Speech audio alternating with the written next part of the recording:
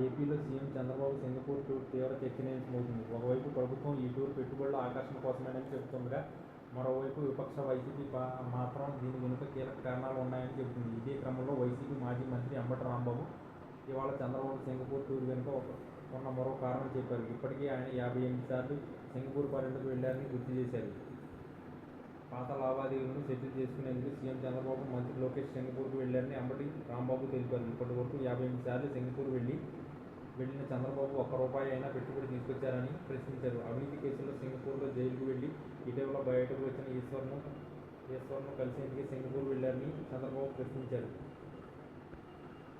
Chandrababu Singapore పర్యటనలో ఏమి సాధించారంటే శూన్యమన్నారు. పాత లావాదేవీలు సెటిల్ చేసుకోవడానికి వెళ్లారే లేక గతంలో సింగపూర్ మంత్రిగా ఉండి జైలు పాలైన ఈశ్వర్ను ఇటీవలే విడుదలయ్యే నేపథ్యంలో ఆయన్ను కలిసేందుకు వెళ్లారా? ఎందుకు సింగపూర్ వెళ్లారో చెప్పాలన్నారు. వైఎస్ఆర్సీపీ సింగపూర్ కంపెనీని రాష్ట్రం నుంచి గెంటేసిందని లోకేష్ కిట్టకథలు చెబుతున్నారని, కానీ చంద్రబాబు అవినీతిని చూసి సింగపూర్ ప్రభుత్వం రాబోమని చెప్పిందన్నారు.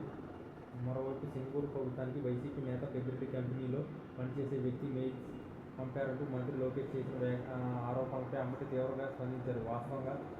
వాస్తవం ఏమిటంటే చిలకలూరిపేటకు చెందిన మురళీకృష్ణ చౌదరి అని ఆయన యూఎస్లో ఉంటారని, ఆయన టీడీపీ విరమణి అంటూ అంబటి తెలిపారు. చిలకలూరిపేటలో ఆయన ఆస్తులు కాజేసేందుకు టీడీపీ ఎమ్మెల్యే ప్రయత్నించడంతో ఆయన ఇటీవల ఈ పార్టీపై ఆగ్రహంతో మద్యం సేవించి సింగపూర్కు ఈమెయిల్స్ పెట్టారన్నారు. దాన్ని మంత్రి లోకేష్ వక్రీకరిస్తూ మాజీ మంత్రి పెద్దిరెడ్డిపై ఆరోపణలు చేస్తున్నారన్నారు.